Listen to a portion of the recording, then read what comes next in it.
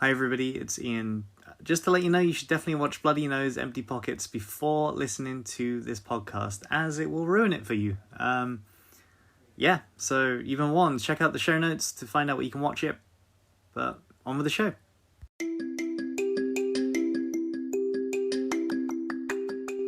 Hello and welcome to .dotdotdoc. I'm Ian, your host, and this week I'm joined by Matt. Hello. Hello. That was a delayed hello. This week we're going to be talking about Bloody Nose, Empty Pockets, a 2020 documentary by Bill Ross IV and Turner Ross. It's the Ross brothers, which we're going to refer to them as the Ross brothers the rest of this podcast. Matt, what did you think of this? By the way, before we go into this anymore, I told Matt not to look up anything about this so I'm the only person who kind of has looked into everything that's happened since, and I was just interested to see what he thought. Okay. Matt, what do you think? What do I think of the documentary as a whole? Or I really enjoyed it. Really enjoyed it. I definitely have some questions about the documentary itself. It's really strange. It's fantastic. I really enjoyed the kind of almost like fly on the wall aspect of it. It felt very fly on the wall at times, but at other times I don't know, it almost feels too good to be true. I know you've seen it, Horace and Pete, the show Horace and Pete. It gave me massive Horace and Pete vibes at times, just the different conversations people are having in that bar, which kind of drew me in even more because I loved Horace and Pete for that whole aspect of it. And yeah, I loved this for that. It was just different generations of people having different conversations. But yeah, it was at times it felt like a fly on the wall documentary. At other times it just, I don't want to say it doesn't feel real, but it just, there's something too off. Good about it. Yeah. There's something too good about it. And I don't know, even sometimes when there's certain bits within the documentary where you would think that a person wouldn't want the camera on them or would be more aware that the camera was on them, but it just felt like if there is a genuine 100% documentary, then it felt like these guys who made the documentary knew these guys before, maybe, or there's some kind of they've already built up a relationship. They're not scared of the camera. It doesn't feel like a camera crew has just gone in there that day and filmed. It doesn't feel like that with random people. I can't explain it. It almost not staged. I don't even know. Because it doesn't feel staged, but it just doesn't feel 100% genuine. But that's not taking anything away from the documentary, because I absolutely fucking loved it. But there's something just a bit off about it. I can't put my finger on exactly what that is. You mean it kind of feels like the camera person is almost invisible, or the camera team is almost invisible because nobody reacts to the camera ever. And it's there's really rare occasions where they kind of spike the lens, look down the camera. It's kind of just too good. You know what I mean? Almost like not in the same vein, but how certain TV shows do this kind of documentary aspect, like The Office, let's say, and it's certain there's certain shots and certain bits that just remind me of that quite a lot. But I wouldn't say it, at the same time, it doesn't look like someone's paid all these guys and given them a script and they're reading off a script. It doesn't feel like that. It feels almost ad-libbed, kind of very Horace and Pete. A lot of that was ad lib. But yeah, there's just something. There's a sort of tinge to it that just sort of draws away from the realness, from reality of it. Like there's something. It's very hard to put my finger on. Yeah, what was the first occasion in the doc that made you kind of feel like, oh, something was off? I'd say within the first sort of 20 minutes to half hour, I was very much sold on this is a fly on the wall documentary. But somewhere after that, and it's just certain things, I can predict what you're gonna like. Actually, you say it, and then like I'll tell you what. Certain things. It's like the camera's there just at the right time. I mean, there's also like kind of hilarity within it where I can't think of the guy's name. Like I say, we both watched it a few hours ago, and I've not looked anything up. I've not made notes, but there's a guy in there, and he's like obviously absolutely fucking wasted. And then there's a phone call, and it's like, "You're supposed to be at work," and I was just like, "What?" I think his name was Ira. Yeah. Yeah. And he's like, and he's like collapsed on the bar, kind of. He's hiding out in the toilet or something, and they're like, you can't just hide out here. They're like, we'll call you a cab. Like, but yeah, there's certain parts, and I suppose as well, maybe one part that I thought, oh, maybe this isn't as, maybe it isn't. I don't like saying it's not real because it does feel real, but it doesn't. It's very, very. There's a fine line somewhere there. Like it's kind of teetering on the edge of real and not real. It's very difficult to explain, but where like the bartender, the guy with the big beard, I think his name was Mark. I think it was Mark. Right. Yeah. And like he starts playing guitar and stuff like that. And I just thought, I mean, again, it's Las Vegas, so maybe in bars in Vegas, they do that a lot. I don't know, but I've never been in a bar where the bartender just pulls out a guitar, starts, jamming a song out and everyone sing along. But at the same time, I looked at this bar and I was like, I would love to go there. Like, what an incredible place. Like, it had the kind of perfect dive but bar, like another thing, didn't it? Big time.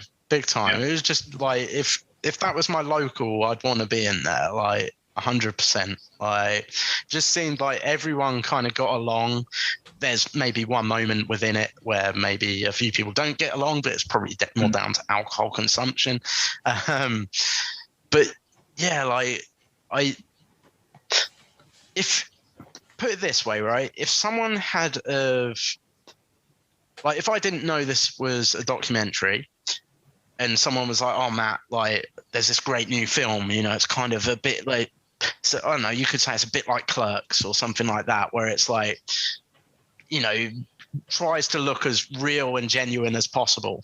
I would quite easily assume that was a movie and not a documentary at the same time.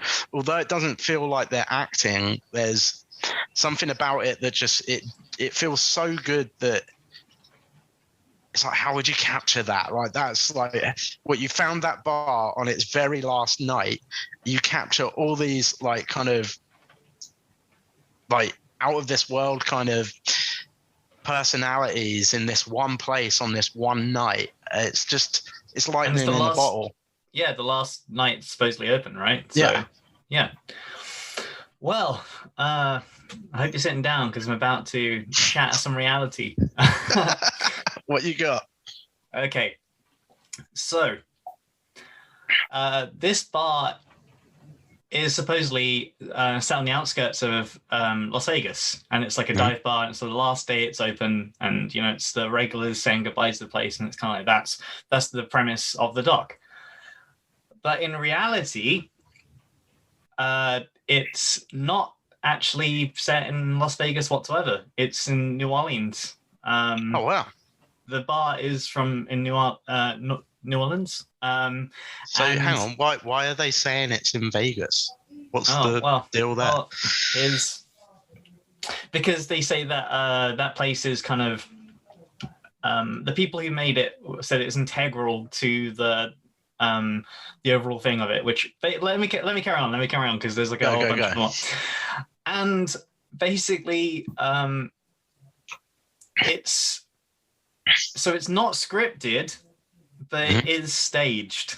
So it's basically the people who made the documentary or slash film, like a docu-film kind of thing, basically they went around all these dive bars and found like a bunch of people who were like the perfect people to have in these bars, like, you know, a dive bar. They found the old veteran. They found that old like loud lady who just, you know, shouting constantly. They find the failed actor. They find the musician and that, and they basically got them all, and they basically told them act like this. Well, not act. They just said like, let's pretend that this is the last day this place is open, and that's it. They filmed that for like 18 hours, but that's insane because like, although it doesn't like. I mean, some people there did know each other because they said it was like 2/3 of the people like were just people they found like from different bars, and they also said that some people who they recruited like got that's it, another thing, all the alcohol and all the drugs are real in it. Sweet. So nice. they just filmed the chaos as it went on, and it's interesting because like technically it's, I don't know, could you class it as a documentary? Could you, like, I mean, a lot of people, because I've looked online and there's a lot of people kind of walking the line because it's real in a sense. Like, basically, all the people are just getting fucked up and, you know, living it and, like, pretending that they, you know, this is the last night it's open. And so, in a way, the documentary makers have gone, hey, like, they've gone around to bars and they've gone, hey, we're throwing a party.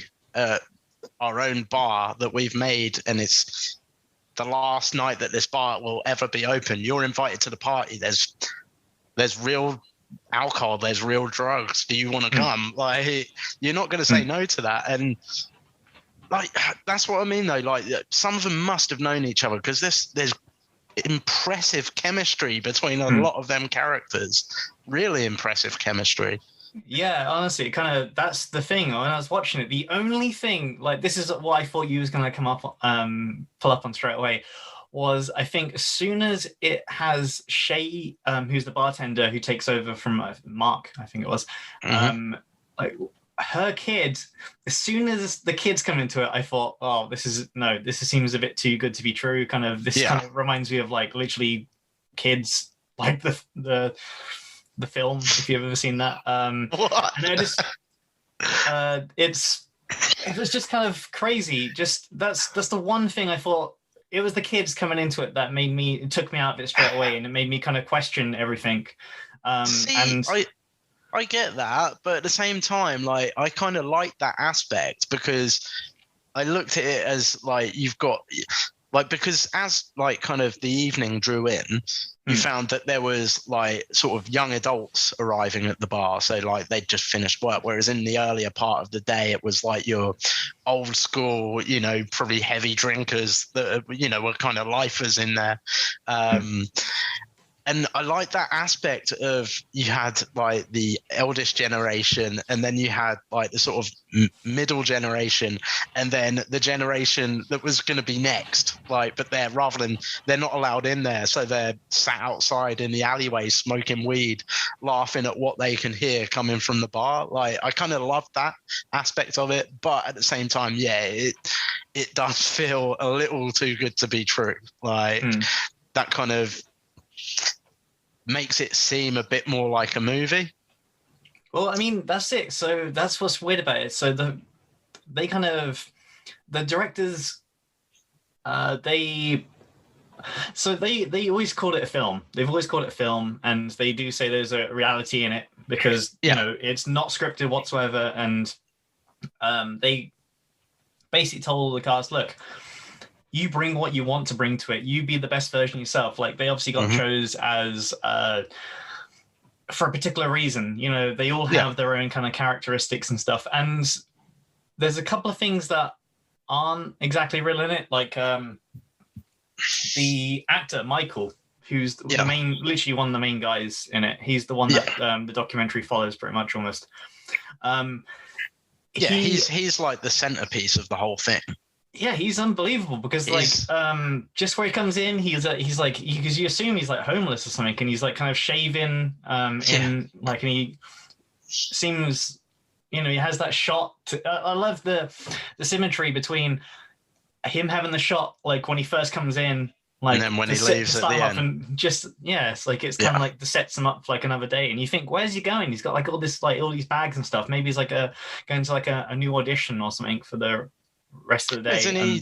Isn't there a part in it where again I can't think of his name, but the musician, where not is it the musician?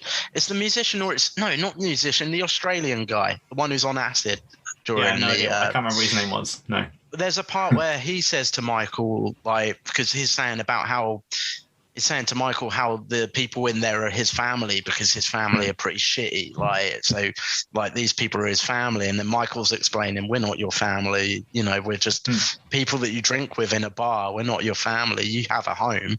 And then I might not have caught it properly, but they start talking about a couch. So I wondered if Michael didn't have anywhere to go, like, and he needs a couch to stay on, like. Yeah, I mean, because that's what I got from it as well, because he kind of just comes in off the streets, doesn't he? And there was is it Lowell, the guy who was speaking, the guy who was wearing the, I think, beret towards the end, and he was like trying to see Pam, like, you know, I think he was ringing Pam, wasn't he? That woman who gets like carted off in the car, like. The guy with a like proper hippie long grey hair. Yeah. Like I call him Super. The one he's Super Mario. He's wearing that like bright yellow jumper and dungarees. It just reminds me of like someone from the Mario Brothers. Like, yeah. I really liked his character, like, or him. I don't know. Actually, they're all like real people. So all their names are their real names. So but the Einstein guy, literally, he's incredible, right? It's like, because there was part of me where I was like, because I was trying to suss it out whilst watching it, because, like I say, after about half an hour, it felt like, okay, there's something kind of askew here. There's something not quite right, like, and I was trying to kind of dissect it a bit. And then when I saw the Einstein guy, it made me think of like Cheers, and obviously you've got Dr. Fraser Crane. And then it started making me think, they, you know, are they sort of making a This Is Cheers, but when they're all much older, which obviously it isn't, but that's the kind of thinking you get into whilst watching this, like, because I think most people that watch it would kind of realize after a bit of time that something's not quite right. Like, this doesn't feel 100% a documentary. But it leaves you guessing a lot, but it doesn't take away from the viewing. Like, I was drawn to it. Like, I didn't want to, like, usually, you know, I might press pause, go make a drink or something. Like, I didn't want to. Like, I was like, I love anything that's kind of dialogue based like that. And you can get to know all these different characters just from what they're talking about. Like, some real interesting characters as well. Like, I love anything like that. And yeah, even though at times I was like, something's not quite right with this as a documentary, it didn't spoil the viewing experience. Like, I thought it was really, really good. Like, I'm really glad I've watched it. Yeah, I enjoyed it as well. I thought it was brilliant. I like, you know, the conversations. I mean, a few of them, I was like, I need to probably listen to that back again, because I couldn't, like, I kind of I didn't hear it right, because they like the noise in the bar and stuff. But I thought, you know, there's a lot. Was it the one thing that his name Bruce, the veteran, he said, he kept on saying, what was it? A heap see, but a few know. Like he constantly kept on saying that, didn't he? Like, and I thought that was an interesting line. And that's another thing they I don't know if you realize that it's set the day after Trump gets voted in. Yeah, I thought that was it, because you saw, like, that's another kind of thing within. I'm still going to call it a documentary. Within the documentary, like, it cuts to the TV screen quite a few times, and sometimes it's silent and you just see the picture and maybe a bit of writing on the TV screen, but then other times you'll get like dialogue with what's ever going on. And there was quite a few moments where it seemed like they were talking about elections, and then also some of the characters start speaking, and there's definitely a part in there where someone's talking about Trump. I can't remember Bruce. exactly I think what's said. Yeah, the veteran guy. He's like kind of saying he's either going to be impeached or assassinated or shot. Yeah. Which is insane, because like I remember having conversations with my friends about that. Not so much impeachment, because I didn't really know what the hell that was back then, but I think like, most people thought he was probably going to get assassinated. Like, but I love it because so this is the thing. So the directors of it, apparently the way they done it was they would have they could just talk about whatever they want, and they would just follow and film and stuff. But if they kind of got too held up on a particular subject, they would say, all right guys, it's time to move on from this subject, like move on to something else. So I mean, so it's like real, but it's kind of real with direction. I read one article that kind of described it as almost like, that reality TV kind of like the UK TV shows like Made in Chelsea and all that kind of stuff. It's like a reality, but they haven't but they didn't tell any prompts apart from like, can you like move on to a different because you can't keep them talking about like the election the whole film. And they said that so it was they filmed for like 18 hours and they cut it down to like 90 minutes. So do you know what's kind of great with that as well is, especially if like the alcohol was real and they were allowed to drink like I guess copious amounts of it. Like it's interesting as well, even more so from the beginning, like where they may have had like a couple of drinks, more towards the end where they've probably had a lot more, which probably then sort of breaks down barriers even more, which is probably why some of them might have known each other, but even I guess the ones that didn't, like once you've got a bit of alcohol in you, like barriers are broken down, like and you're more open to conversation. And because there were some deep conversations with some of them, like with I'm going to call him Super Mario guy, and the kind of loud lady, or let's call her Pam. Yeah. All right, I was going to call her something else. The one with the 60-year-old, what's. Yeah, tits. 6-year-old tits. That was funny. I don't know. That was crazy as well. Like those two. Oh, sorry. No, not on the. I just wanted to go in quickly before, like, there's the bit where she like falls down, collapses at one point, like that was real. Like, a lot of the things that happen in it. So basically, as soon as they get too fucked up, like the people who are in it, they have to go. So they just like they made sure that everybody had like a car to go home, and they would pay for like they would have some food for them and stuff to sober them up. Okay, question on that. I don't know if you've read up on it or not. Go on. But there's that guy.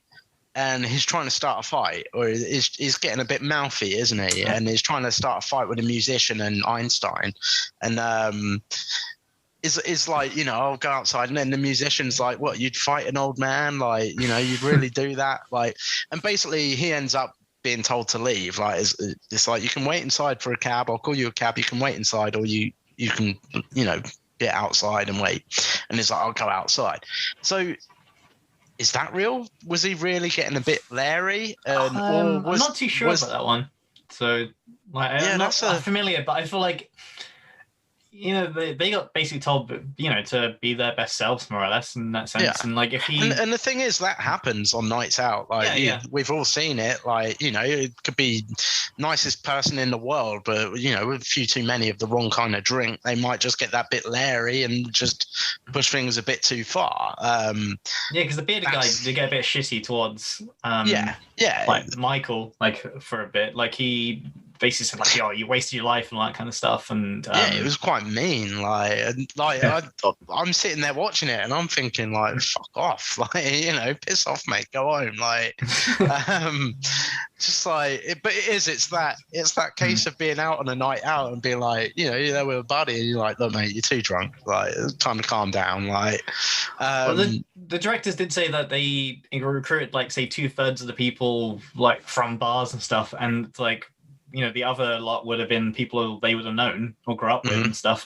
So maybe those people who were kind of trying to kick things off a little bit were people they knew to drive along the plot of the documentary, if that makes any sense. Like, question as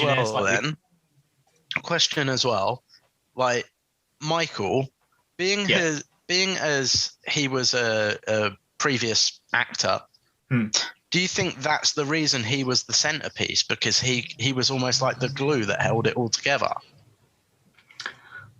Yeah, I mean, maybe. The thing is, he has gone on to do other things, like, as well. So it's not like he was a failed actor in real life. It was kind of just that he wanted to say, oh, that was it. Like, where he said that he was great. He was glad that he was a failure before alcohol. Like, that was a brilliant line. I love that. Towards the beginning as well. Yeah, it was like he was a failure before he it wasn't. It's nothing worse than being like an alcoholic failure, because that's the worst kind. Yeah. I thought it was a brilliant line as well. That was fantastic line. Yeah.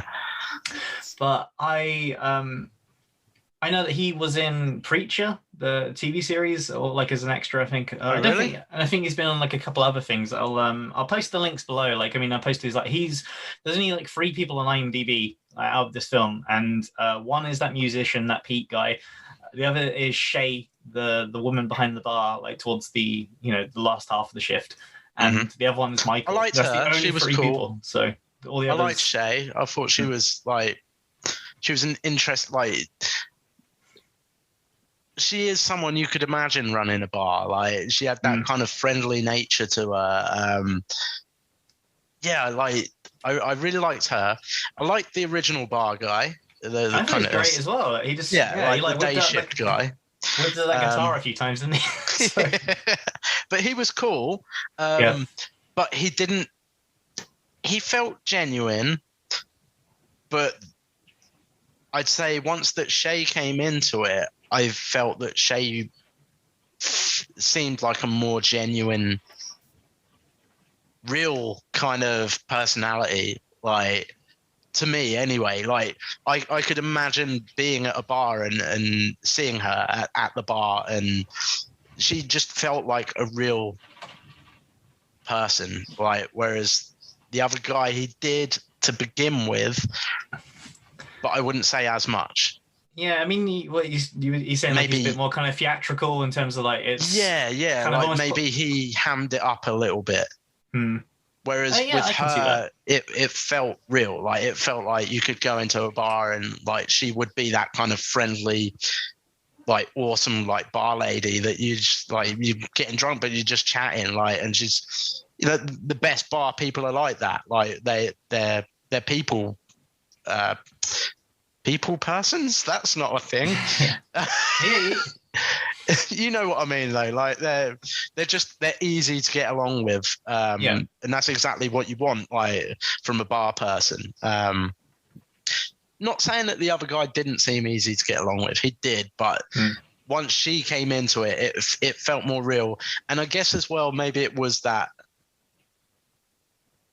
I don't know, it felt like things kind of revved up a bit in the evening, as they do in bars. Like, more people are coming in. Like, so I guess the beginning's that kind of slow. It's more of the older people in there, just like sort of reminiscing and stuff like that. And and then as the day goes on, like, it sort of gets, I guess you'd call it like sort of after 5 o'clock, and then you get some more kind of young adults in there.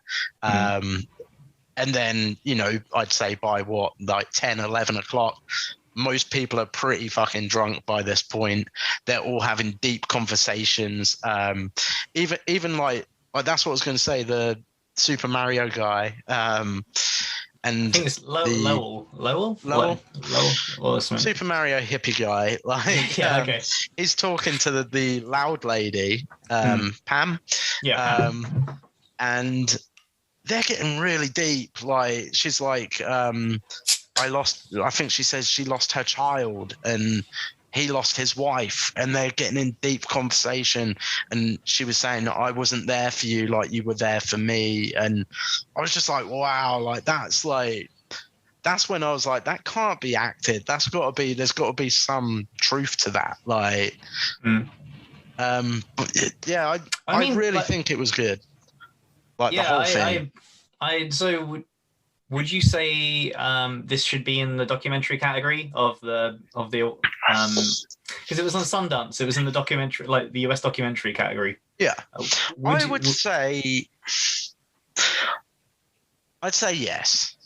Like, I think it dances a fine line between documentary and film.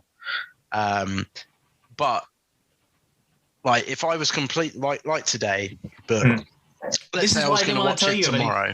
Yeah, this is why I told you not to look up anything, because I really wanted to hear your like genuine reaction to what you thought.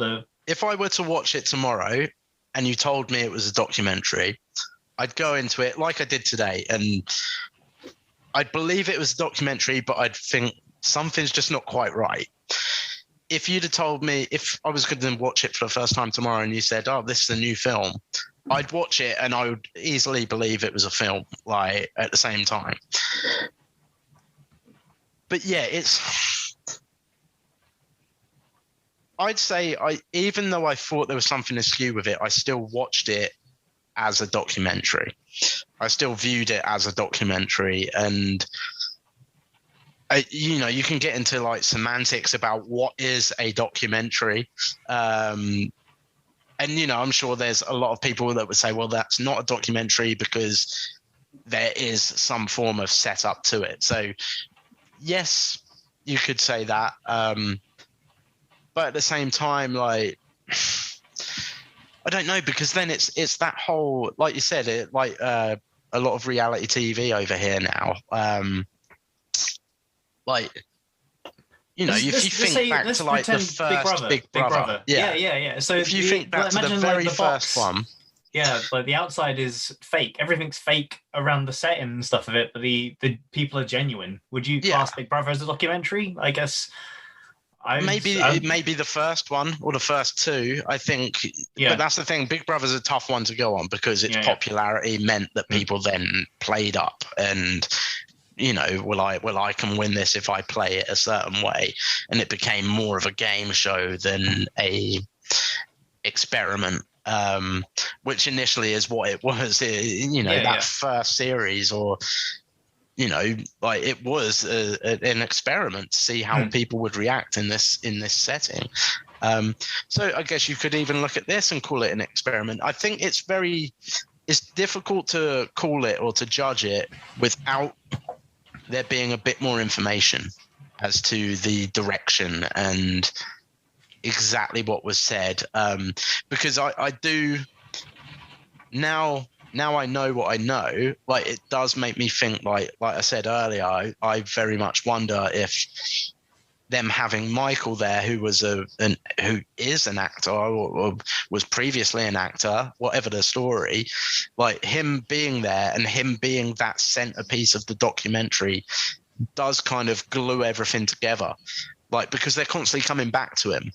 And so maybe he was able to, like, use his expertise a bit to kind of put on a different kind of feel to things. Like, he's done acting, like, I guess more than most of the others, so, you know, he can use his expertise and skills within that. I don't think that's a bad thing. Like, I thought he was a really, really genuinely interesting character. Like, and I think he was the perfect centerpiece to this whole thing. Yeah, it's a tough call. Like, I'd like to call it a documentary. It's definitely something I'd watch again, because like I'd want to pay even more attention to certain parts of it. And I can imagine it being like, you know, like you've always said, especially like American Movie is a documentary that you can drink with your mates, and you can sit there, have a laugh. I feel like this in the same vein could be. Well, funny enough, you should say that, because the directors want this to be that kind of film. Like, they want people to like get drunk whilst watching it with, you know, friends, just watching. It's like meant to be a kind of a communal, like, docu-film, and yeah, like you're meant to just chill out, like watch what's going on, what's going on in the background and stuff, and it's kind of like almost you're there as well. Like, there was you know, like you can chain smoke through watching the whole thing and stuff as well, and it's just fun to watch. That's my dog in the background just barking away. That's one thing I thought as well, because I mean I don't know the kind of rules in America at the moment, but like when they were smoking in the bar, and I was like, wow, like, is that still allowed in America? I guess it is. I'm not sure, or maybe within certain states. I guess if it's supposedly, well, obviously not now that you've told me, but supposedly based in Vegas, I guess you can pretty much do anything there. And I suppose smoking's the least of their worries. There's people doing acid in there. So, oh, it's not even that. Like, where people say you're okay to drive after drinking, like. That was insane about it. Like, people, even the bar staff doing shots and stuff, and then just be like, yeah, I'm just gonna go drive now, and it's cool. Like, it looks like the coolest bar. Like, that, if that would be like, if that was you could look at it as, imagine, like, obviously, you know, because there's kind of, you watch it and you have this feeling of like something's just a bit awry here, something's not quite right. Like, if it was actually like Vegas's way of saying they have this new bar that's opening, and like that was the advertisement for it, you watch that and you instantly want to be there. So like, if you ever go to Vegas, you're going to put that like on your to-do list. Like, I will visit that bar, I will spend a night in that bar, and it would be amazing, like absolutely amazing. But would it be as amazing as, like, because let's imagine one of us walks into that bar and they all know each other. Like, would it be the same? Would it be the same feeling, considering you're not part of that thing? I think it would, because I think they all come across as the type of characters that wouldn't not include you. They come across as easygoing, talkative people, and they're all kind of almost a bit like, a lot of them are a bit like lost souls, and they're just all gathered in this place. And yeah, I don't think you'd go in there, and I don't think you'd be able to just sit in a corner quietly for very long, because I think somebody would come up to you. More than likely Pam. More than likely Pam would be in your ear at some point. But yeah, I think if that is, not if that is, I guess if it was a real place and all those people genuinely went there day in, day out, like, I think especially once they'd consumed enough alcohol, I think anyone would be their friend. Yeah, so I looked into the bar, not the bar staff, the directors, the directors of the documentary. They basically, when they interviewed, they were going around trying to choose these people. They would like ask them, what does, like, you know, what does a good bar mean to you? And you know, and they just assembled. From what I feel about this is they've basically taken all the best parts of all the best dive bars and stuff and kind of just crammed it into one bar. And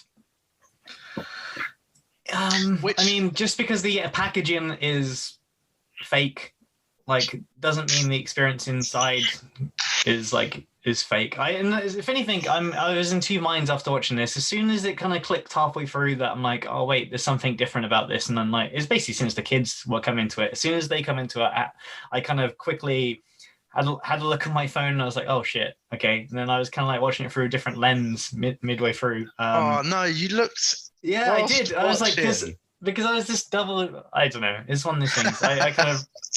So that's why I was like, oh, I need to definitely warn you about it. Don't look into it and stuff, because I feel like it would be. I really wanted to like hear the raw version of it, and well, I hope as well that you put out in the notes or in our kind of promoting of putting this out there that we try and warn people to watch it before they listen to this, because yeah, I'm gonna do that. I think it's a must watch for people. Yeah. Like I think it's really genuinely good. One of the best things like I've watched for a little while, to be in all honesty. Like I really enjoyed it. It's one of the most enjoyable. I would hate to listen to this without seeing it and then be like, oh wow, I'm missing out on that whole like side of not knowing and then kind of wondering and then finding out. Like yeah, because we both watched this on that Curzon like the home cinema thing. I'll put the link in the show notes, and you can also, I think in the US it's available on Amazon Prime, so you can watch it on there as well. I think it might be free on there, I'm not too sure. But the one we watched it on, like in the description, it basically said that there was something up about the bar, and like it was they didn't want to spoil it there and then in the notes, so that's what kind of made me super intrigued by it. And yeah, they said there was like some kind of like game show kind of thing element to it, and I thought it was going to be, I don't know, it was going to start off as a dive bar thing and then turn into like, them playing along to like Jeopardy. They were playing Jeopardy in it though. Yeah. They were. Which I thought was great. And that's one thing I was going to say earlier, that this doc kind of feels, without the Trump stuff in it and without the TV, actually no, with the TV stuff even, it almost feels timeless. It could literally be any time, like over the last couple of years, because even like what people were wearing kind of just seemed all over the place, didn't it? It's I started like once I kind of realized, okay, something's up here, and then once they also said about once Michael had said that he was a failed actor, like it started me, I was like kind of whilst watching it trying to dissect different things. And then I kept having this thought that, maybe because they kept showing like old movies and stuff on the TV, like little like just hints and clips to it. So I kept thinking to myself, I wonder if that's the kind of thing that's like the thing that's awry. Like they're showing like clips of Michael's old films, and he's actually some like highly big actor from the past that we're going to find out about, like.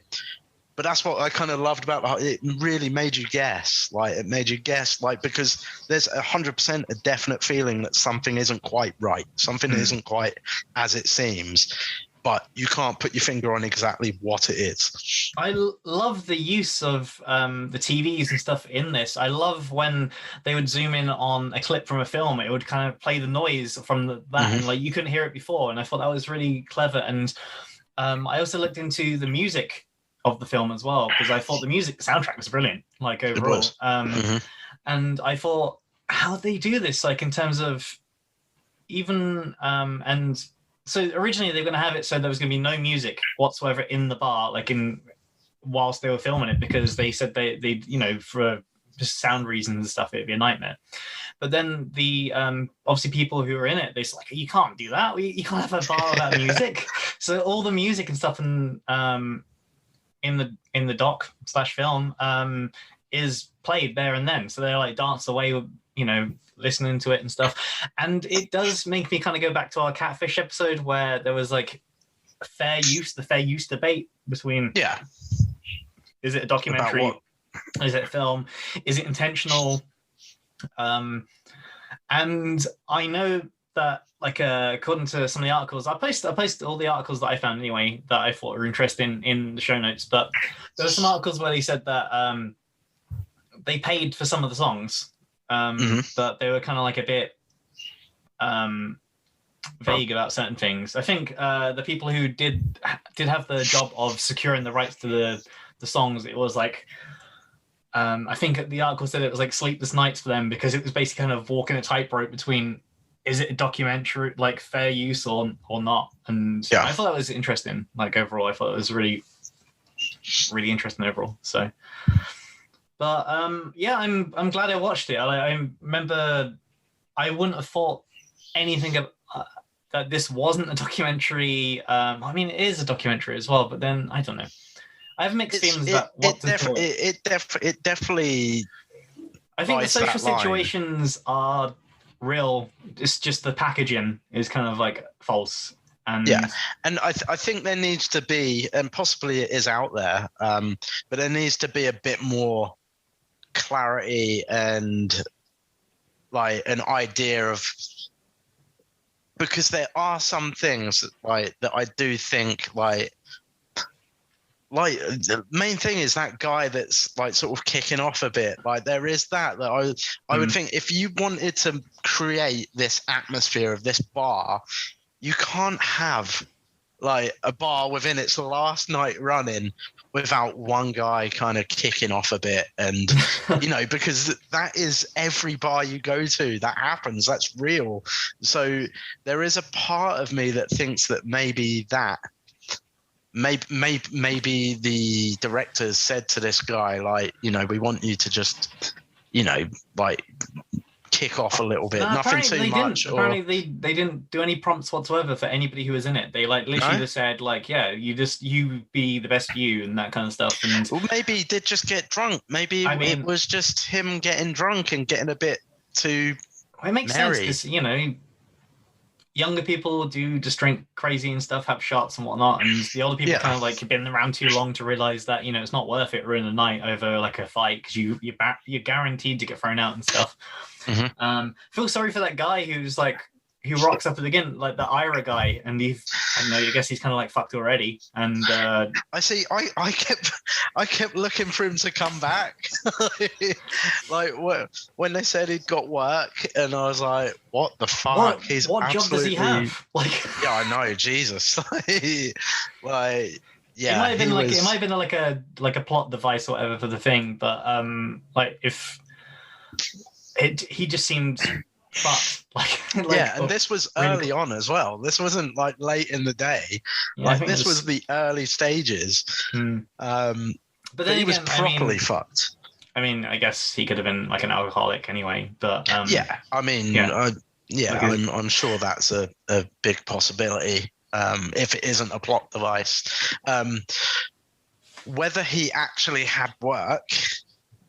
Yeah, and it does make you like wondering that in the thing, what would his work have been like? I don't know. Yeah, I just feel like and if you were safe, hopefully, and like telling people to go to. Well, that's the thing. Like you would think that like, because it's funny, like you're watching it and you're kind of laughing, but also you're kind of like deep down you're like feeling a bit bad for this guy, because you're like, shit, like is quite a mess. Like he doesn't realize that he's got to go to work, and like this bar is obviously like a home away from home for him, which it is for a lot of them. But you know, he's absolutely fucking wasted like from the get-go. So you kind of have this level of feeling a bit sorry for him as well. But like, if that is real, like, you've got to imagine that once he left that building, there were people there to be like, look, man, okay, like you can't just wander off now. Like that's where it's like, especially now knowing what I know, like it makes you wonder about certain little bits within it, like, which is why it'd be great to watch it again knowing this. Yeah, that's one thing they did say. As I said earlier, that was one of the things where when they signed up for it, that they would get a taxi, or like they'd get taken home, and they would also have food to help them from not being like completely wrecked at the end. Like to take them out for food and stuff. But yeah, I don't know. Just I love that the Einstein guy was referred to as Einstein, like, because you could not see him unless maybe that was his name. overall. I don't know. I didn't. No, Like, it just seemed. that's genuinely like you. I mean, if you knew that guy in real life and you were down the pub, you would be saying that, "Oh, hi guys, this is my mate Einie, or this is my mate Einstein." Like, yeah, but there'd be worse names to be called, wouldn't there? Like, you know, what's you know, exactly. called like literally the name of a genius and stuff. Like, I would lean into it, wouldn't you? Just like, you know, you get to that point, you think, nah, like, there's no point of calling, like, you know, telling them my name's Steve. If you're going for that look, that he's obviously going for an Einstein look. He's obviously been told at some point in his life, do you know what? If you had your hair a little longer and a little crazier, you'd look just like Albert Einstein. And he's gone, do you know what? I'm going for it. I'm living that dream. Amazing. What do you think of the cake that they had? There's like a cake at the end. I think it wasn't like the one this... that they drop on the floor and then eating off the road. Oh yeah. That was it. And like they had what was on the cake? Was it like something like this bar sucks or this bar sucked? This bar sucked anyway or something, didn't it? Yeah. That was great. And I thought the scene where they're outside lighting fireworks and stuff was really cool. Yeah, and again though, like that aspect didn't like it looked like something from a movie. It looked like I said Clerks earlier, but there were parts as well that kind of looked like a like something from like Boyhood or Until Midnight, until, you know, before, like a Richard Linklater like film. Like has that kind of like, which again is also like the conversational aspect. You know, a lot of Linklater's films are improv, solely kind of improv, conversation based. It could be two characters talking throughout a whole movie, but you're drawn in because the conversation is so deep. So I definitely like you could have told me, oh, this is a new Richard Linklater film, and I would have believed you, like, after watching this. It's I don't know, I think it was I thought it was a great film overall, and I'm glad I watched it. I just, as you were, I was kind of glued to it the whole way through. I didn't stop, and well, I mean, I guess I did at one point where I was like, I just kind of Googled it or something. I must Google what is real. Not good. I must ruin this for myself. I think I just Googled the name of the film, and all of a sudden it was like one of the first things that popped up saying, "Is it real?" And it was like it's staged, not scripted, and that was a big deal about it. But then when I looked into it more and like watched some of the interviews that I watched with the directors, I thought, oh, that's interesting, because they're like they make it out it's a film, and the you know, the fill-in of this film cake is a documentary slightly. You know, it's kind of like it's slightly guided in some places, but overall they've taken like the best of the best from like different dive bars, try to create the best Las Vegas dive bar experience, like, and they've just put all those characters into one petri dish, and why wasn't I in the bar right now? And they've just like let them go wild and stuff. They filmed over 18 hours, and they've come out with this, and I loved it. I thought it was excellent. I could easily watch it again. Same. Yeah, really enjoyable. Definitely something like if you were having like a few mates over, like I said earlier, like we said with like American Movie, it's one of them that you could just put on, people having a drink, having a laugh, like, and I'd be really, really interested to see like what other people think of this, like, because I can imagine there's a few like documentary diehards that would watch this, and then once they found out about how it was done, they'd probably maybe like have an issue with it, or an issue with it being classed as a documentary at all, like whether that be in Sundance or anything like that. And I think I don't know whether it matters. I think that's the difference. Like, there might be some people that think it does matter, and that's their prerogative. But I don't think it does matter. I think it's enjoyable to watch. Like, I think that is the main thing you should take from it. And if you go into it and you're in full believability that everything is 100% genuine, and then you come out and you read that it's not, and that angers you, then I don't know what to say to that.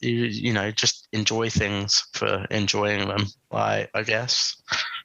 Yeah, and I mean, I must admit, I did debate whether we should do this. Like, after I watched it, after I said, like, hey, let's do this one for like the next doc, and after I watched it and kind of found out like the punchline of it, I did wonder, should we still do this?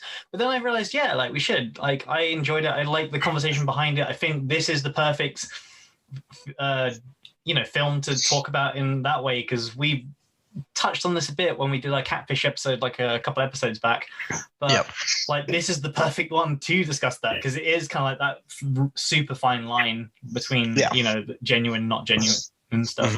But what's interesting is, on Rotten Tomatoes, the critics loved it. Like, mostly, I would say it was it like 94%? Like, I think when I checked earlier, it was 94%. They loved it. Wow. And same with it was like something like 60 or 70% for audience.